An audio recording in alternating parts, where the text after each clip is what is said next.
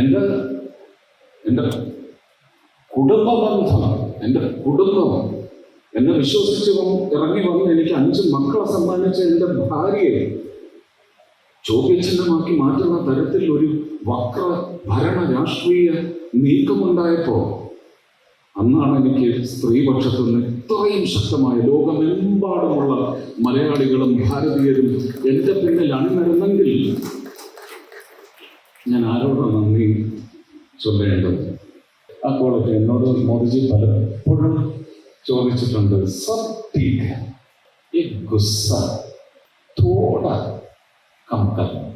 ഞാൻ പറഞ്ഞ അസാധ്യമാണ്. ये नहीं चलेगा. अगर मैंने ये गुस्सा छोड़ दिया तो मैं मर गया. ഷാജി ഇതിന് ഉത്തരവാദിയാണ്. റഞ്ചി പണിക്കർ അതിനേക്കാൾ വലിയ ഉത്തരവാദിയാണ്. ജീവിതത്തിൽ കമ്മീഷണർ ചെയ്യുന്നത് വരെ ഞാൻ ആരെങ്കിലും ഒന്ന് ഇച്ചിപ്പോന്നോ പോടാന്നോ ഉള്ള വാക്കുകൾ ഞാൻ ഉപയോഗിച്ചിട്ടില്ല. എൻ്റെ അമ്മ എപ്പോഴും പറയും, എന്തോ ഒരു നല്ല പൊന്നുമോനായിരുന്നു. തല്ലാൻ ആളെ അയച്ചിട്ടുള്ള ആളാണ് സുരേഷ് കുമാർ. ഞാൻ ചെയ്യാത്ത തെറ്റ് എൻ്റെ തല്ല് കൊള്ളാൻ പറ്റത്തില്ല എന്ന് പറഞ്ഞവരുടെ തല്ലല്ല, അവരുടെ കൂടെ സ്ക്രീൻ സ്പേസ് ഷെയർ ചെയ്യാൻ എനിക്ക് ബുദ്ധിമുട്ടാണ്. അത് ഇനിയും അങ്ങനെ തന്നെയാണ്. അത് മാത്രമാണ് അന്നുണ്ടായത്. അത് പറഞ്ഞതിന് അന്ന് റഹ്മാനെ പൊക്കിക്കൊണ്ട് നടക്കുന്ന സുരേഷ് കുമാർ അവനങ്ങനെ പറഞ്ഞു, അവൻ നായരാണെന്നൊന്നും ഞാൻ നോക്കത്തില്ല, ഇവിടെ ആളെ പടിയുന്നില്ല എന്ന് പറഞ്ഞ മഹാനാണ് ഇന്ന് തിരുവനന്തപുരത്ത് കേരളത്തിൽ മുഴുവൻ എൻ്റെ ഇരട്ട സഹോദരനായിട്ട് അറിയപ്പെടുന്ന ഈ സുരേഷ് കുമാർ. ഇപ്പൊ പലരും കുറ്റം പറയുന്നുണ്ട്, അമ്മയിൽ പോയി എന്തൊരു സ്നേഹം, ഇവരൊക്കെ എവിടെ പോയിരുന്നു ഇലക്ഷൻ പ്രചരണ കാലത്ത്? ഞാനാണ് വിലക്കിയത്. വന്ന് അവരൊക്കെ ഈ പൊങ്കാല ഏറ്റുവാങ്ങാൻ വേണ്ടി അവരൊരു പാപവും ചെയ്യുന്നില്ല. ജീവത്യാഗം ചെയ്യേണ്ടി വന്നാലും ശരി തന്നെ അത് ഒതുക്കിയിരിക്കും. അത് ജന്മസമരമാണ്. അതെന്തിൻ്റെ അടിസ്ഥാനത്തിലാണ്? ഇതൊന്നും ഒരു മന്ത്രിയായിട്ട് ഞാൻ സംസാരിക്കുന്നത്. നിങ്ങൾ ഇപ്പം തല്ലും ഞാൻ കൊള്ളും, പക്ഷേ തിരുവല്ലായിലും ചെങ്ങന്നൂരിലുമുള്ള നിന്റെ വീട്ടുകാരൊക്കെ ഇതേ തല്ല് നാളെ RSSകാരെടുത്തുനിന്ന് കൊല്ലും എന്ന് വിളിച്ചു പറഞ്ഞ ഒരു കലാകാരനാണ് ഈ ഇരിക്കുന്നത്. ആ പാർലമെന്റ് മേ ഹോംഗെ, I am sure, I know you are coming to parliament.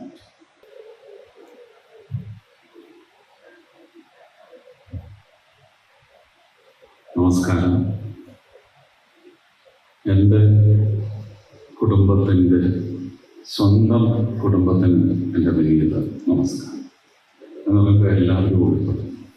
സിനിമയെ സ്നേഹിക്കുന്നത്.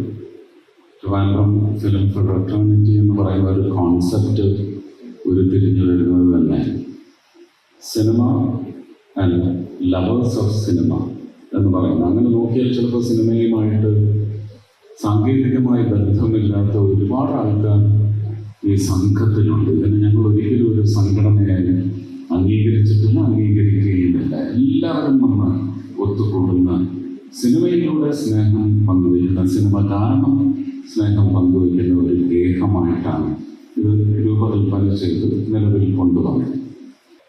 എന്തോ ഭാഗ്യം, ഇലക്ഷനും കുത്തിത്തിരിപ്പും ഈ പിൻവാതിൽ പ്രവർത്തനങ്ങളൊന്നും ഇത്രയും കാലം ടച്ച് ഇല്ലാത്തത് കൊണ്ടായിരിക്കാം ചെയർമാനായും അതിൻ്റെ പ്രസിഡൻ്റായും ഒക്കെ നിരന്തരമായിട്ട് ഇങ്ങനെ തുടരാൻ പറ്റുന്നത്. പിന്നെ ഈ സംഘത്തിനൊരു ഫണ്ടില്ല. ഒരു കാരണവശാലും ഒരു കോർപ്പസ് ഫണ്ട് ഈ സംഘത്തിന് ഉണ്ടാകരുത്.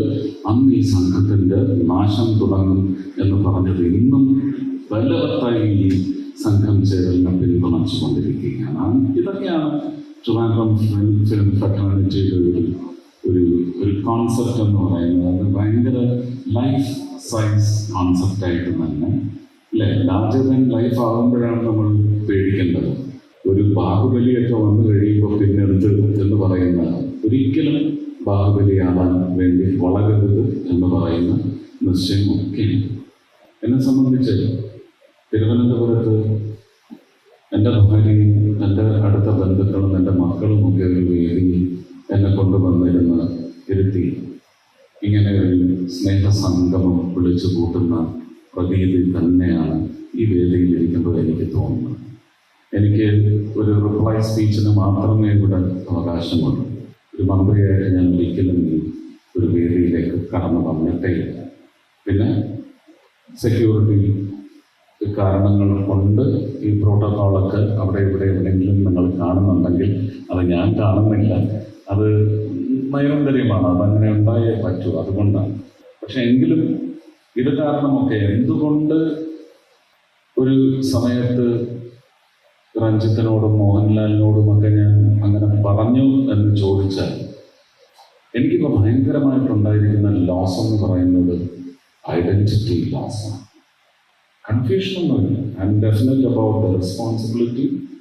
I am very definite about the social commitment, and I will not sway away from all those basic human divine concepts. ഇതൊക്കെ ഉറപ്പിച്ചു വെച്ചിരിക്കുന്ന കാര്യമാണ്. എന്നാൽ ഒരു ഐഡന്റിറ്റി ക്രൈസിസ് അല്ല, it is a definite identity loss. അതിന് ഘടകങ്ങളായിട്ട് ഒരുപാട് കാര്യങ്ങളുണ്ട്. പക്ഷെ അങ്ങനെ ഒരു തെരഞ്ഞെടുപ്പിലൂടെ ജയിക്കാനായി വന്നതിൻ്റെ പശ്ചാത്തലത്തിൽ ചാർത്തപ്പെട്ടിട്ടുള്ള ഒരു ഉത്തരവാദിത്വത്തിന് ചില ക്രമീകരണങ്ങൾ എന്ന് പറയുന്നത് രാജ്യത്ത് അതിന് മുമ്പുണ്ടായിട്ടുള്ള ചില അസന്നിഗ്ധ ഘട്ടങ്ങളുടെ പശ്ചാത്തലത്തിൽ മെനഞ്ഞെടുത്ത ഒരു സംവിധാനത്തിനുള്ളിൽ മര്യാദയ്ക്ക് ഡിസിപ്ലിൻഡായിട്ട് നിൽക്കുക എന്ന് പറയുന്നത് എൻ്റെ ഹൃദയത്തിൽ അടിച്ചേൽപ്പിച്ചതിൻ്റെ പേരിലുണ്ടായ എൻ്റെ സ്വത്വം ചോദ്യം ചെയ്യപ്പെടുന്നു എന്ന് പറയുന്ന ഒരു അവസ്ഥയുണ്ടെങ്കിൽ ഞാനിതിൽ നിന്ന് രക്ഷ നേടാൻ വേണ്ടി കാത്തിരിക്കുന്ന ആളെന്നുള്ള കാര്യത്തിൽ ശ്രീ മോഹൻലാലിനോടും രഞ്ജിത്തിനോടും വന്ന ഫോണിൽ കൂടി പറഞ്ഞ കാര്യങ്ങൾ ആത്മാർത്ഥമായ എൻ്റെ ഹൃദയ ലേഖനമാണ് ഞാൻ അന്ന് ചാർത്തി അവർക്ക് പകർന്നു നൽകിയിട്ടുള്ളത്. ഇത് പിന്നെ പലയിടത്തും സാങ്കേതികമായിട്ട് എൻ്റെ നേതാക്കന്മാർ എന്നെ മനസ്സിലാക്കിക്കൊണ്ട് കണ്ട ഒരു അച്ചടക്കമായാലും എൻ്റെ ചില നിഷ്ഠകളായാലും അതിനകത്ത് ഈ മുൻശുദ്ധി ഇവിടെ പലരും സൂചിപ്പിച്ച് ആ ക്വാളിറ്റി എന്നോട് മോദിജി പലപ്പോഴും ചോദിച്ചിട്ടുണ്ട്.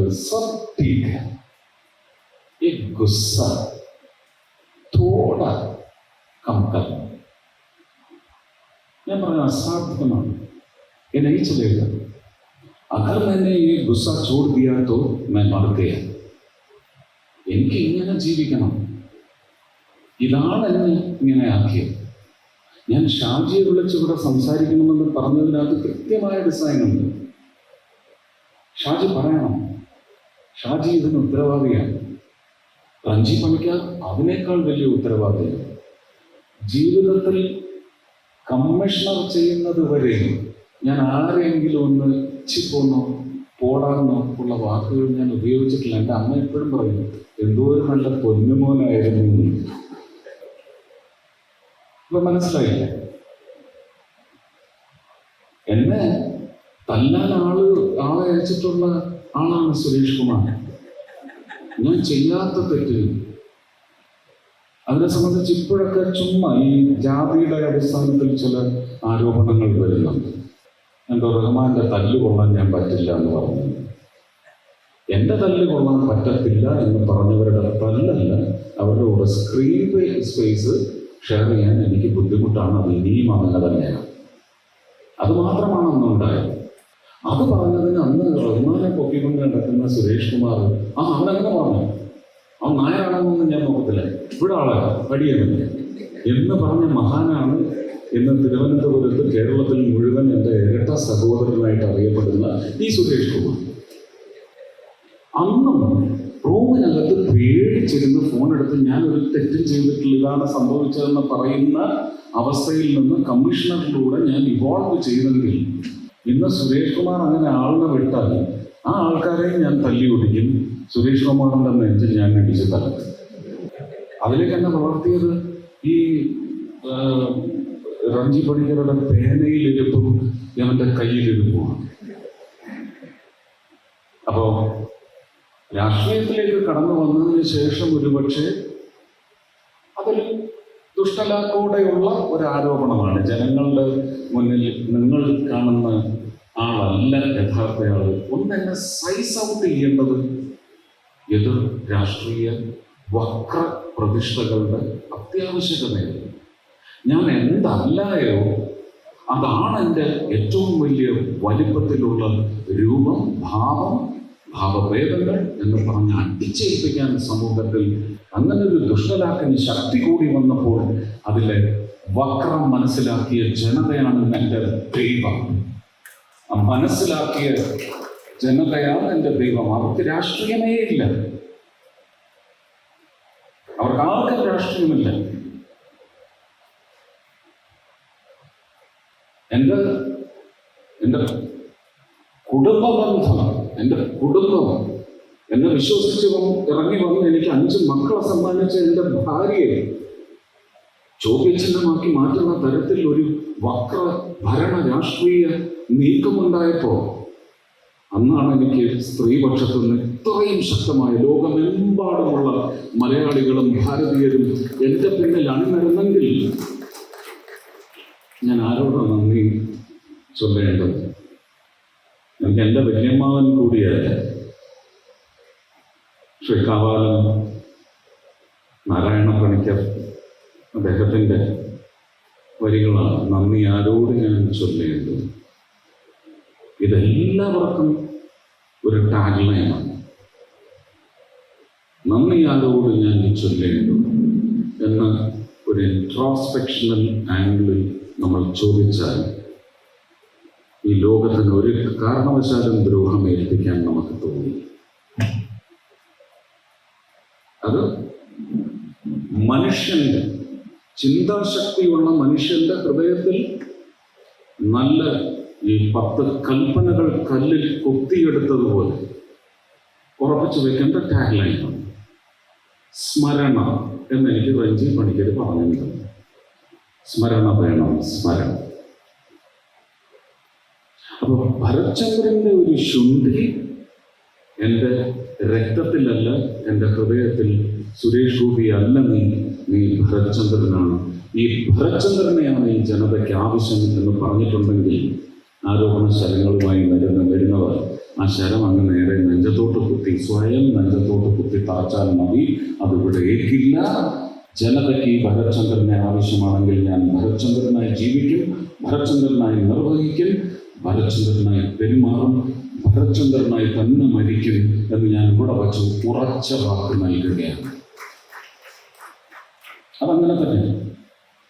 ഇനി ഈ വേദിയിൽ വന്നു പറഞ്ഞ ഞാൻ വെറും ഒരു സ്നിപ്പറ്റ് റിപ്ലൈസ് പോലെ ഞാൻ പറയാം, അല്ലെങ്കിൽ ഈ പ്രസംഗം ഇന്ന് രാത്രി കൊണ്ട് അവസാനിക്കില്ല. എൻ്റെ ഹൃദയം അത്രയും വിശാലമായതുകൊണ്ടല്ല, എൻ്റെ ഹൃദയത്തിന് ഉൾക്കൊള്ളാൻ പറ്റാത്ത അത്രയും മെറ്റീരിയൽ എൻ്റെ ഹൃദയത്തിലേക്ക് വിഷലിപ്തമായി തന്നെ അടിച്ചേൽപ്പിച്ച മുഹൂർത്തങ്ങളും അതിനെയൊക്കെ ഇല്ലായ്മ ചെയ്യുന്ന തരത്തിൽ സംഗീതത്തിലൂടെയും വളരെ ശുദ്ധമായ മാനസിക സമീപനങ്ങളിലൂടെയും ഒക്കെ എനിക്ക് എൻ്റെ ആ ഹൃദയത്തെ തിരിച്ച് നല്ല നല്ല ദൈവീക അംശമുള്ള ഒരു ശുദ്ധത എൻ്റെ ഹൃദയത്തിലേക്ക് പകർന്ന മുഹൂർത്തങ്ങൾ എന്നൊക്കെ പറയുന്നത് ഞാൻ വീണ്ടും പറയുന്നു, നന്ദി ഞാൻ അവരോട് എല്ലാം ചൊല്ലേണ്ടതാണ്. ഇവിടെ ഈ പറഞ്ഞ മുൻശുണ്ടിയുടെ കാര്യം ഞാൻ പറഞ്ഞു, അത് റഞ്ജി പണിക്കരുടെയും ഷാജി കൈലാസിൻ്റെയും പേനയിരിപ്പും മനസ്സിലിരിപ്പും കയ്യിലിരിപ്പുമാണ്. അതുകൊണ്ട് മാത്രമാണ് ഞാൻ ഇങ്ങനെ ആയത്. എന്നിട്ടും ഞാൻ അതിനെ തള്ളി പറയുകയാണ്. ഒരു അക്രമിയുണ്ട് സംവിധായകൻ, അതിൻ്റെ ഒരു ശതമാനം പോലും ഈ മൈക്കിൻ്റെ മുമ്പിൽ ഞാൻ കണ്ടില്ല. എന്തോ ഒരു നല്ലവനായിട്ടാണ് നീ നിന്നെ തന്നെ ഇവിടെ അവതരിപ്പിച്ചിറങ്ങിപ്പോയത്. കമ്മീഷണറിലെ ഭരത്ചന്ദ്രനേക്കാൾ ചടുലനാണ്, അതിനേക്കാൾ അക്രമിയാണ് ഈ ഷാജി കൈലാസ്. അത് ആ സെറ്റി വന്ന് ഈ ഒരു തിരിച്ചുകയറ്റും ഒക്കെ ഇവിടെ കണ്ടു കഴിഞ്ഞാൽ, അനുഭവിച്ചാൽ മാത്രമേ ഞാൻ അറിയുന്നത് എൻ്റെ 1 മുതൽ 0 വരെ ആ കാലഘട്ടത്തിലാണ്. എനിക്കൊരു ഫ്രെയിമിങ് വെച്ചാൽ എങ്ങനെ നിൽക്കണം എന്നുള്ളതിനെ ക്ലാസ് വന്ന് 2-3 പ്രാവശ്യം പറഞ്ഞു കഴിഞ്ഞ് പശ്ചാത്തലത്തിൽ എനിക്കിപ്പോഴും ഉണ്ട്. ആലപ്പുഴ കടപ്പുറത്ത് വെച്ച് ഷാജി സാറിന് അങ്ങനെയല്ല ഞാൻ വെച്ചിരിക്കുന്ന.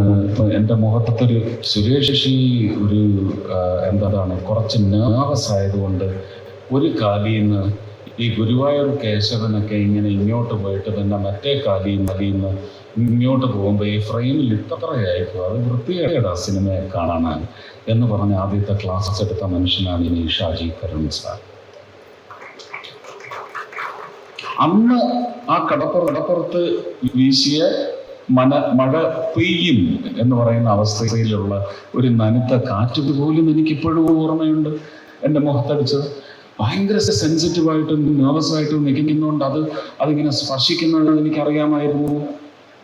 അപ്പൊ ജീവിതത്തിൽ എനിക്ക് നന്മ വഴിയെ വന്ന ഒരു മുഹൂർത്തവും അതിൻ്റെ ചോരയോ അതിൻ്റെ നാഡീ സ്പന്ദനമോ ഒന്നും മറക്കാതെ, ഒരിറ്റുപോലും മറക്കാതെ എൻ്റെ ഹൃദയത്തിൽ ഇപ്പോഴും ഉണ്ട്. ഒരു വ്യക്തി ഇവോൾവായി ഓരോ നിമിഷവും ഇവോൾവ് ചെയ്തു വരുന്നതിൻ്റെ പശ്ചാത്തലം എന്ന് പറയുന്നത് തീർച്ചയായിട്ടും ഈ ഹൃദയഘടനയാണ്. ഇതൊരു സന്ദേശമൊന്നുമല്ല, ഞാനിങ്ങനെയാണ് ഇങ്ങനെയായത് എന്ന് പറയുന്നത് അനുകരിക്കേണ്ടവർക്ക് അനുകരിക്കും. ഞാൻ ഒരിക്കലും എൻ്റെ ഹൃദയത്തിൽ വന്ന വികാരം അടിച്ചമർത്തിയിട്ടില്ല, മറച്ചു വെച്ചിട്ടില്ല.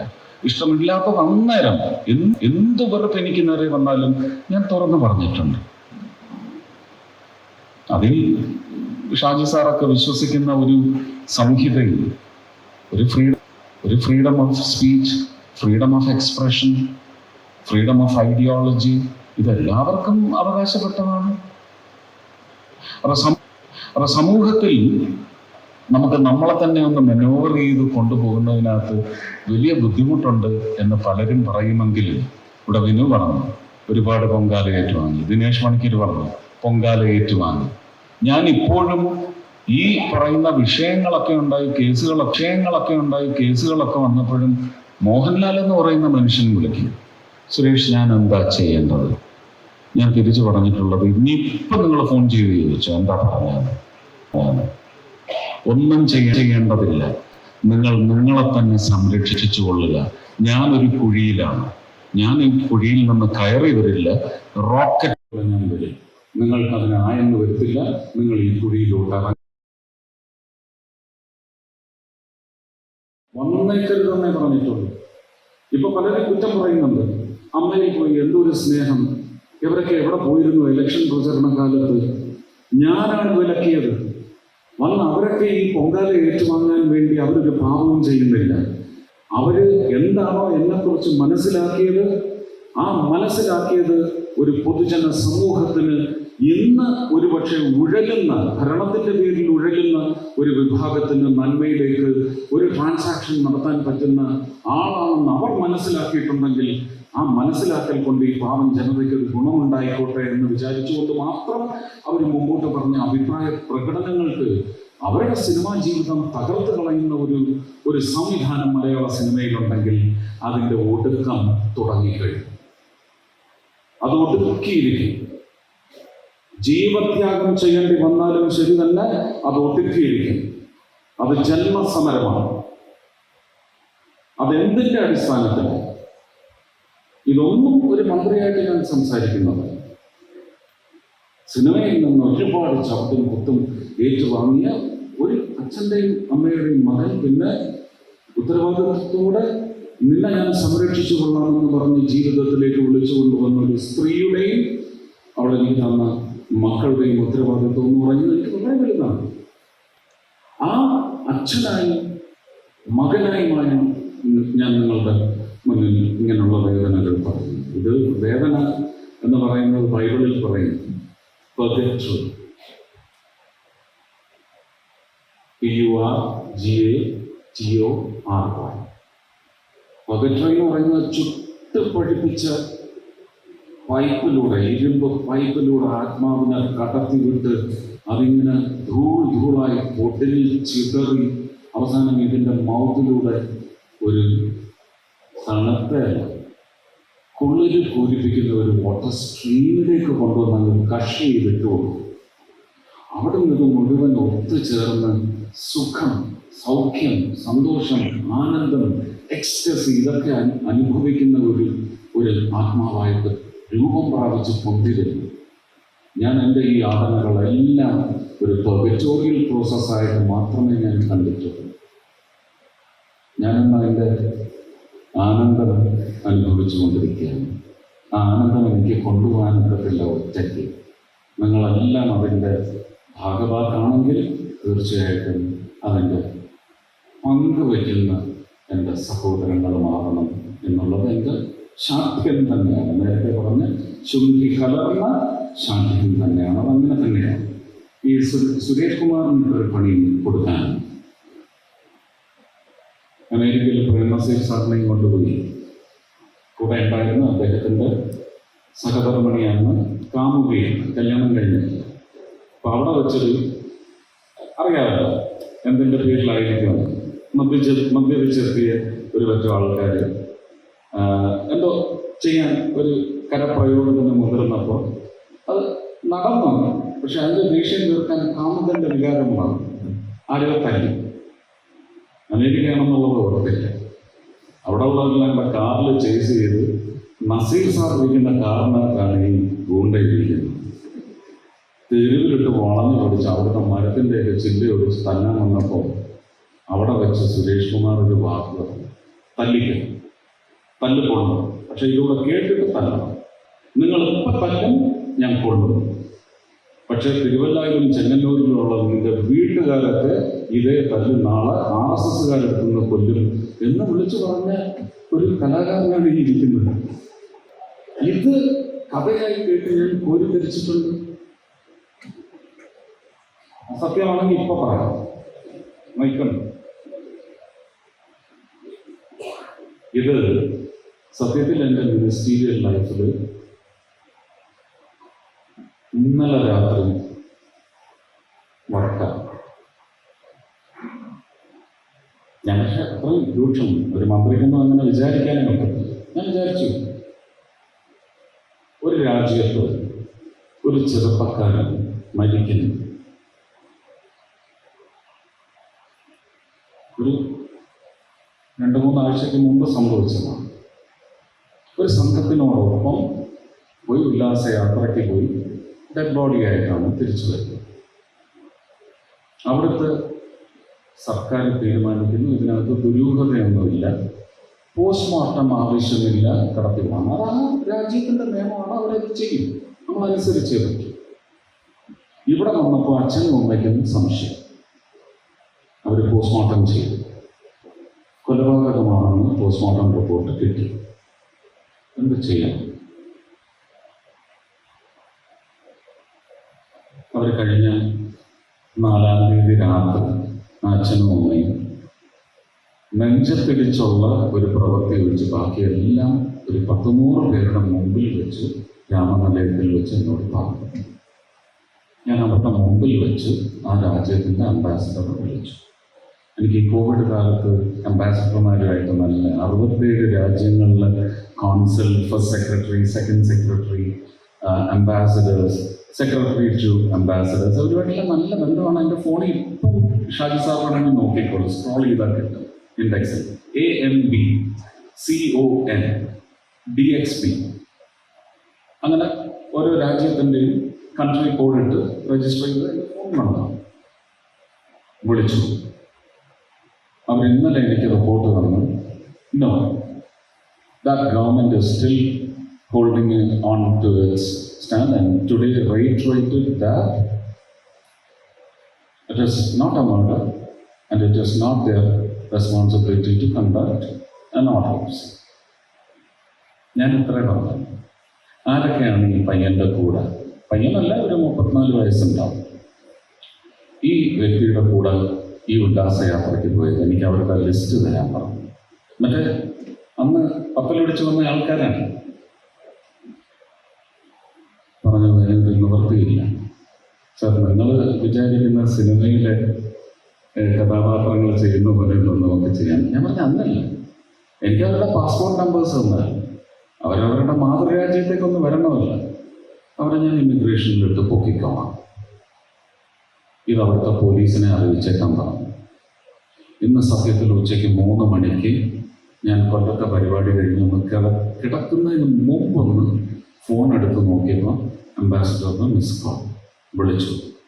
Sir, the government here has decided to take the report from India, the autopsy report from India and put a harsh investigation on the whole happenings. ഈ ഗൂണ്ടയുടെ പാഠപുസ്തകം ഞാൻ പഠിച്ചതിൻ്റെ ഗുണമാണ്. ഒരു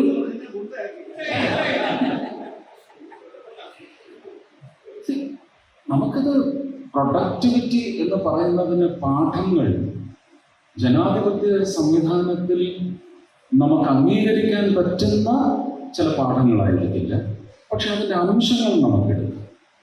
ഞാൻ ഉടനെ ഇവിടുത്തെ അവരുടെ വീട്ടുകാരെ തല്ലുമെന്നൊന്നും പറഞ്ഞില്ല. അപ്പൊ ഇങ്ങനെയൊക്കെയുള്ള കാര്യങ്ങളുണ്ട്. ഞാൻ പണി കൊടുക്കാനാണ് ശ്രമിച്ചതെങ്കിലും ആ കയ്യടി സുരേഷ് കുമാറിനാണ് പോയിരിക്കുന്നതെന്ന് എനിക്ക് നന്നായിട്ട് അറിയാം. ഈ കാർഗിൽ ഷോയെ സംബന്ധിച്ചും ഇത് തന്നെയാണ് ഉണ്ടായത്.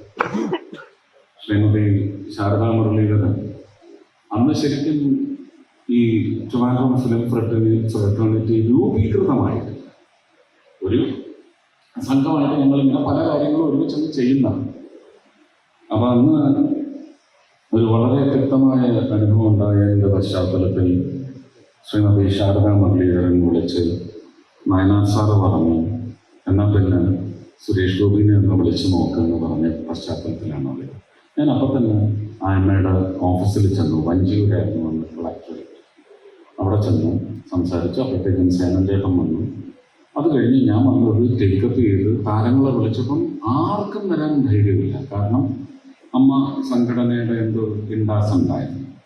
ഞാൻ തമിഴിൽ നിന്ന് ചിമ്പു അടക്കമുള്ള ആൾക്കാരെ മുഴുവൻ വിളിച്ച് വരണമെന്ന് പറഞ്ഞ് എന്നെ സഹായിച്ചത് ഖുഷ്ബു, റോജ, അതുപോലെ തന്നെ കലാമാസ്റ്റർ, ഇവരെല്ലാം കൂടെ ചേർന്നൊരു സംഭവമായിട്ട് അവിടെ നിന്ന് വന്നു. കാരണം ഞാൻ അവരുടെ തമിഴ് ഷോയ്ക്ക് അവിടെ ചെന്ന് ഒരു കലക്കി വന്നതാണ്. ആ നന്ദി സൂചകമായിട്ട് അവരിവിടെ വന്ന് ചെയ്യുന്നു എന്നറിഞ്ഞതോടുകൂടി എല്ലാ താരങ്ങളും ഓടിയെത്തി. അന്ന് മഹാനായ ഒരു മന്ത്രി എനിക്കെതിരായിട്ട് ഇവിടെ സെക്രട്ടേറിയറ്റിന് മുമ്പിൽ പോസ്റ്റർ ഒട്ടിച്ചത് കെ ജയകുമാർ IAS-ന്റെ അനിയൻ ശ്രീകുട്ടനോട് ചോദിച്ചാൽ അതിൻ്റെ കഥകൾ പറയും. അപ്പൊ അന്നേ തുടങ്ങിയതാണ് ഈ. എന്തായാലും സംഭവിച്ചതെല്ലാം നല്ലതിനാണ്. ഇനി സംഭവിക്കാനിരിക്കുന്നതെല്ലാം നല്ലതിനാവണേ എന്ന് പറയുന്ന ഒറ്റ പ്രാർത്ഥന. ടൂറിസത്തിൻ്റെ ഭാഗമായിട്ട് ഇവിടെ പ്രേംകുമാർ ആവശ്യപ്പെട്ട കാര്യങ്ങളുണ്ട്. ഇതൊരു സ്റ്റേറ്റ് സബ്ജക്റ്റാണ് ടൂറിസം, പെട്രോളിയം അല്ല. പെട്രോളിയത്തിൽ നമുക്കൊരു ഡ്രൈവോടുകൂടി മുമ്പോട്ട് പോകാൻ ചെയ്യാവുന്ന ഇന്ന് പെട്രോളിയം സെക്ടറിൽ, റീറ്റെയിൽ സെക്ടറിൽ ആവശ്യപ്പെടുന്ന ഒരുപാട് കാര്യങ്ങളുണ്ട്. അതിനെ സംബന്ധിച്ച് ബ്രീഫിംഗ് കംപ്ലീറ്റ് ചെയ്യും. ഇനി ടെക്നിക്കൽ അണ്ടർസ്റ്റാൻഡിംഗ് ആണ് വേണ്ടത്. Navigation, have more of crude oil, indigenous crude oil. അങ്ങനെ വന്നു കഴിഞ്ഞാൽ നമുക്ക് ഇമ്പോർട്ട് ഓഫ് ക്രൂഡ് ഓയിൽ എന്ന് പറയുന്നത് ഇപ്പം നമ്മൾ സപ്പിളാണ്.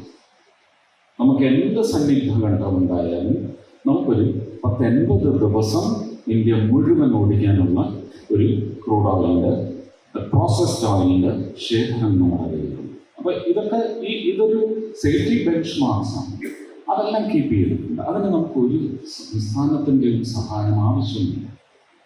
ഗെയിൽ പോലെയുള്ള സംവിധാനങ്ങൾ വരുമ്പോൾ സ്ഥലമെടുത്ത് തരിക. നമുക്ക് ഈ യാത്രക്കാരുടെ ഒരു ദുരിതം പരിഹരിക്കാൻ വേണ്ടുന്ന തരത്തിലുള്ള ഒരു പ്രവർത്തനം അത് ഇന്ത്യൻ ഓയിൽ കോർപ്പറേഷനിൽ ഇവിടുത്തെ ലേഡി ഗീതിക അവരുകളെ അറിയിച്ചിട്ടുണ്ട്.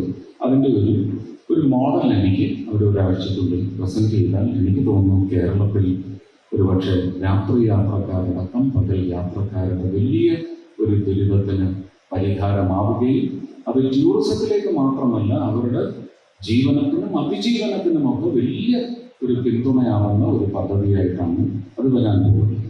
പുതിയ ടൂറിസം, കോവളം നമ്മൾ ഉപയോഗിച്ചു കഴിഞ്ഞു. ഇനി കോവളത്തിനൊന്നുമില്ല തരാൻ. അത് ചുരത്തിലില്ല ഇനി ആ അകിട്ടിൽ നിന്ന് എന്ന് വിചാരിച്ചു. ആ അകിടിനെ നമ്മളൊന്ന് റെപ്ലനിഷ് ചെയ്തെടുത്ത് പുതിയ കോവളം എന്ന് പറഞ്ഞ് അവതരിപ്പിക്കാൻ കഴിയുന്ന ഒരു പ്ലാറ്ററിലേക്ക് പദ്ധതിയുണ്ട്. സംസ്ഥാനം സഹകരിച്ചാൽ മതി. വലിയ സഹായം ഉണ്ടായില്ലെങ്കിലും സഹായിച്ചില്ലെങ്കിലും പിന്തുണച്ചിലും ഇല്ലെങ്കിലും കുഴപ്പമില്ല. എതിർവാദങ്ങൾ ഉന്നയിച്ച് ഹേർഡിൽസ് സൃഷ്ടിക്കാതിരുന്നാൽ മാത്രം ഇതൊക്കെ നേരത്തെ ആകാമായിരുന്നു എന്ന് തന്നെയാണ് എനിക്ക് തോന്നുന്നത്. ആരും മോശക്കാരല്ല. പക്ഷേ മോശത്തിലേക്ക് വഴിതിരിക്കപ്പെടുന്നതിന് രാഷ്ട്രീയം കാരണമാവരുത്. കാരണം രാഷ്ട്രീയക്കാരുടെ പേരിൽ നിങ്ങൾക്ക് നിങ്ങളുടെ വീട്ടിലിരിക്കാം, നിങ്ങളുടെ സ്വന്തം കാറിൽ സഞ്ചരിക്കാം, നിങ്ങൾക്ക് ഇഷ്ടമുള്ളതെല്ലാം ചെയ്യും. പക്ഷേ ആ രാഷ്ട്രീയം നിങ്ങൾക്ക് നേടിത്തരുന്ന സ്ഥാനമാനങ്ങളിൽ ഇരുന്നുകൊണ്ട് രാഷ്ട്രീയം, പ്രത്യയശാസ്ത്രം ചിന്തിക്കാനുള്ള അവകാശം നിങ്ങൾക്കില്ല. ഇതിൻ്റെ ബോധ്യമുണ്ടായാൽ കാര്യങ്ങൾ ജനഹിതപരമായ കാര്യങ്ങളിലേക്ക് നമുക്ക് എത്തിക്കുന്നതിന് ഒരു തടസ്സമില്ല എന്നുള്ളതാണ് ഞാൻ എൻ്റെ പ്രാഥമിക പഠനങ്ങളിൽ നിന്ന് പെട്രോളിയം മിനിസ്ട്രി ആയാലും ടൂറിസം മിനിസ്ട്രി ആണെങ്കിലും ഞാൻ മനസ്സിലാക്കി. അപ്പോൾ അതിനൊക്കെ മുന്നേറ്റമുണ്ടാകും. പ്രധാനമന്ത്രി മോദി ഇലക്ഷന് മുമ്പ് കേരളത്തിൽ പോളിംഗ് കഴിഞ്ഞത് മാത്രമാണ് ഇന്റർവ്യൂ സിന്ധു ശിവകുമാറിന് കൊടുത്തതിനകത്ത് കേരളത്തെക്കുറിച്ച് പറഞ്ഞപ്പോൾ വാചാലമായി സംസാരിച്ചത് ഒറ്റ കമ്പണന്റാണ് ടൂറിസം. ഇപ്പം എനിക്ക് മനസ്സിലാക്കുന്നത് എന്നെ അവിടെ കൊണ്ട് ചെന്നെത്തിയത് ഇങ്ങനൊരു പ്ലാൻ അന്നുണ്ടായിരുന്നത്. അദ്ദേഹം പ്രചരണത്തിൻ്റെ അവസാന ഘട്ടത്തിൽ ഏപ്രിൽ 15 അവിടെ ആലത്തൂർ മണ്ഡലത്തിൻ്റെ ഒരു ഭാഗത്ത് വന്ന് തൃശ്ശൂർ അടക്കമുള്ള 5 മണ്ഡലങ്ങൾക്ക് വേണ്ടി പ്രചരണത്തിനിറങ്ങിയപ്പോൾ ആദ്യം എന്നെ കണ്ട് തോളിലൊക്കെ കൈപിടിച്ച് മുറുക്കിയിട്ട് എന്തോ സംസാരിച്ചില്ലേ, എന്താണെന്ന് എല്ലാവരും ചോദിച്ചു. അന്ന് എനിക്കത് പറയാൻ അനുവാദമില്ല, പക്ഷെ പിന്നീട് ഞാനത് പറഞ്ഞു. സോ